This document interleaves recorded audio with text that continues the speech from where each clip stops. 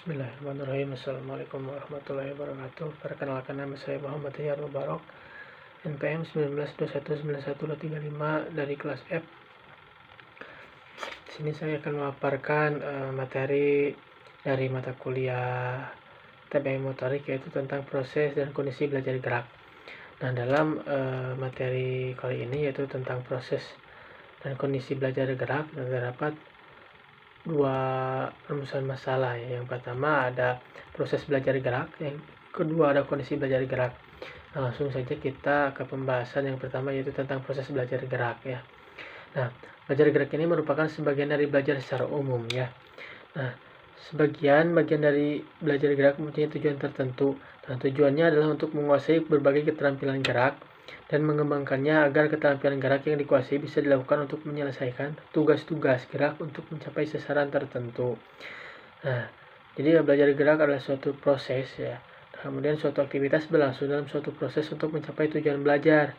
Nah, untuk mencapai suatu tujuan belajar memerlukan suatu fase ya.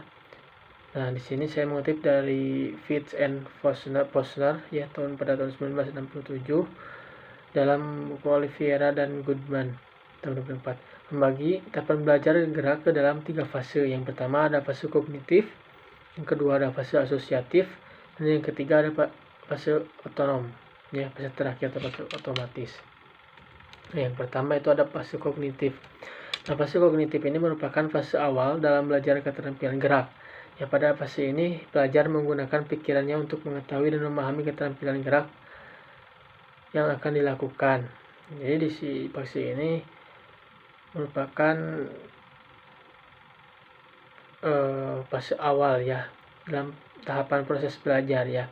Dan di mana pada fase kognitif ini diperlukannya belajar untuk memikirkan suatu gerakan yang akan dilakukan supaya gerakan tersebut bisa dilakukan secara benar.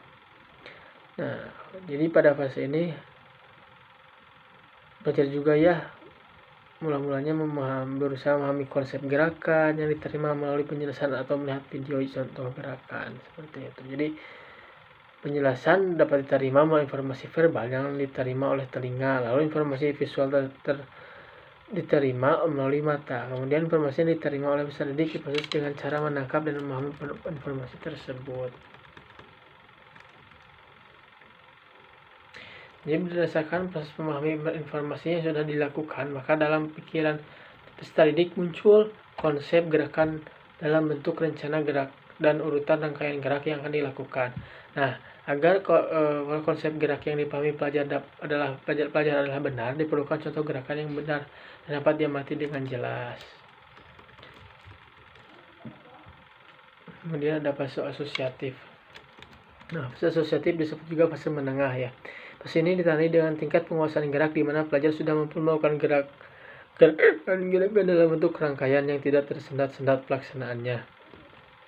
Dengan tetap mempraktekkan berulang-ulang, pelaksanaan gerakan semakin efisien, lancar, sesuai dengan keinginannya, dan kesalahan gerakan semakin berkurang.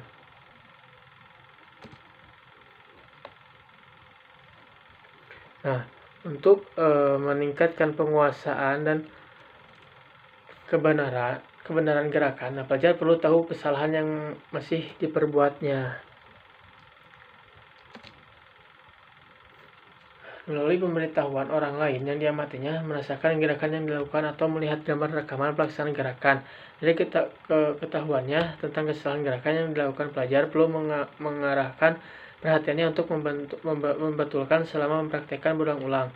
Kemampuan untuk mengenali kesalahan gerakan sangat diperlukan untuk peningkatan penguasaan gerak. Untuk meningkatkan penguasaan gerak diperlukan kesempatan yang leluasa untuk praktek berulang-ulang. Ya, pada fase asosiatif ini merangkaikan bagian-bagian gerakan menjadi rangkaian gerakan secara terpadu, merupakan unsur penting untuk menguasai berbagai gerakan keterampilan. Nah, setelah rangkaian gerakan bisa dilakukan dengan baik, maka pelajar segera bisa dikatakan memasuki fase belajar yang disebut fase otonom. Nah, itu fase yang terakhir adalah fase otonom. Fase terakhir. Nah, fase otonom ini bisa dikatakan sebagai fase akhir ya dalam proses belajar gerak.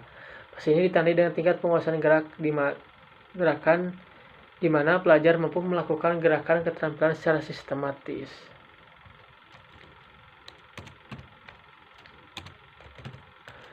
Nah, fase ini dikatakan sebagai fase otonom karena pelajar mampu melakukan gerakan keterampilan tanpa terpengaruh, walaupun pada saat melakukan gerakan itu pelajar harus memperhatikan hal-hal lain selain gerakan yang dilakukan.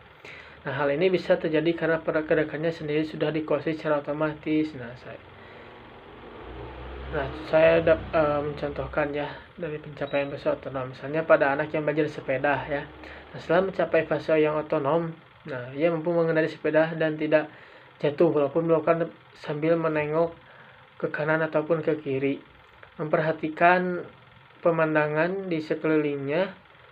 Ia lagi harus memikirkan bagaimana gerakan mengayuh atau bagaimana pegangan tangan agar keseimbangannya terjaga. Nah, seperti itu contohnya.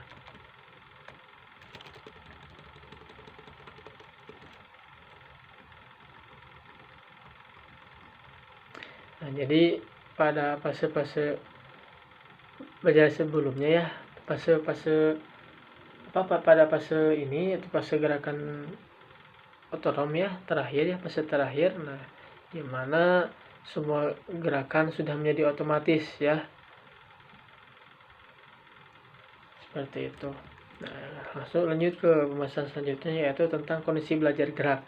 Nah, kondisi belajar merupakan suatu istilah yang digunakan dalam dunia pendidikan yang punya pengertian tertentu. Nah, kata kondisi bisa berarti keadaan atau syarat. Nah, sedangkan belajar bisa berarti terjadinya perubahan, pembawaan atau kemampuan setelah terjadi proses edukatif. Jadi arti kedua kata tersebut dapat untuk menjelaskan pengertian kondisi belajar.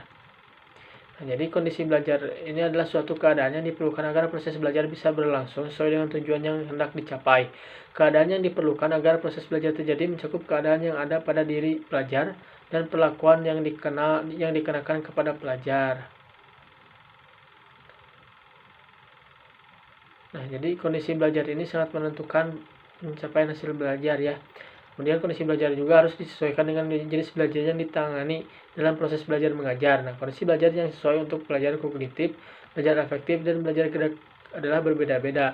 Ya, masing-masing jenis belajar tersebut perlu penanganan yang berbeda-beda dalam proses belajar mengajar. Nah, yang pertama itu ada kondisi internal dalam belajar gerak.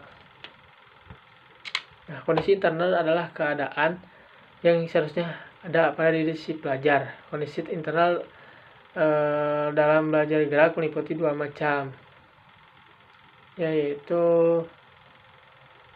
pelajar harus mengingat bagian-bagian gerakan keterampilan. Nah, untuk mempelajari gerakan keterampilan baru hanya dimungkinkan apabila pelajar memiliki modal berupa kemampuan melakukan gerakan-gerakan yang merupakan dasar terbentuknya gerakan yang baru. Ya, misalnya agar pelajar dimungkinkan mempelajari keterampilan gerak menggiring bola, harus terlebih dahulu mampu belajar berjalan atau berlari. Dan gerakan berjalan atau berlari tersebut harus dapat diingat dan dilakukan pada saat dia mempelajari gerakan menggiring. Seperti itu. Nah, yang kedua, ada pelajar harus mengingat urutan rangkaian gerakan. Gerakan keterampilan pada dasarnya merupakan rangkaian dari gerakan-gerakan. Apabila pelajar tidak bisa mengingat urutan rangkaian dari gerakan-gerakan, maka ia tidak akan mampu melakukan gerakan keterampilan dengan baik. Misalnya contohnya masih mengenai belajar bermain tenis ya. Nah, agar ia bisa bermain dengan baik, ia harus ingat bagaimana urutan gerakan servis, urutan gerakan mengejar bola, kemudian memukulnya dan sebagainya. Nah, sebelum melakukan pukulan servis, pelajar harus ingat bahwa terlebih dahulu harus berdiri di luar garis belakang sambil memegang raket dan bola. Bola dilambungkan terlebih dahulu, kemudian dipukul sebelum bola jatuh kembali di lapangan. Nah, selain itu juga harus ingat mengenai apa yang harus dilakukan selanjutnya. Seperti itu. Mungkin sekian pemaparan dari saya. Terima kasih. Mohon maaf apabila masih banyak kekurangan ataupun salah melafalkan kata. Sekali lagi saya ucapkan terima kasih. Wassalamualaikum warahmatullahi wabarakatuh.